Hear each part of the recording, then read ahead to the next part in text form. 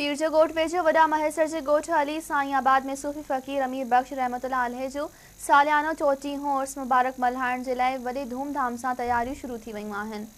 पहिरीं धमाल सुभाणे अंगारे जे ॾींहं खां शुरू थींदी, जंहिंमें सिंध जा मशहूर रागी महफ़िल मौसीक़ी में सुर विखेरींदा। सुबुह जो 11 बजे सूफ़ियुनि जे संग में मेहंदी ऐं चादर जी रस्म अदा कई वेंदी। दरगाह जो गादी नशीं जनाब अली साईं ॾिनो सूफ़ी अमीर बख़्श जी मज़ार ते गुलनि जी चादर चाढ़ींदो।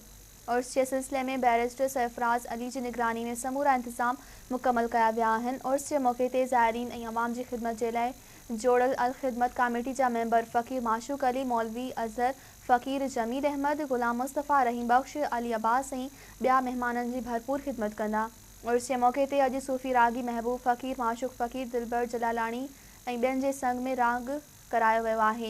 हीउ मेलो 3 ॾींहं जारी रहंदो, जंहिंमें सिंध ऐं पंजाब जा मलह पहलवान बि ज़ोर आज़माई जो मुक़ाबिलो कंदा, जॾहिं त आख़िरी धमाल ते मलाखड़े में कामयाबी माणींदड़नि खे इनाम ॾिना वेंदा।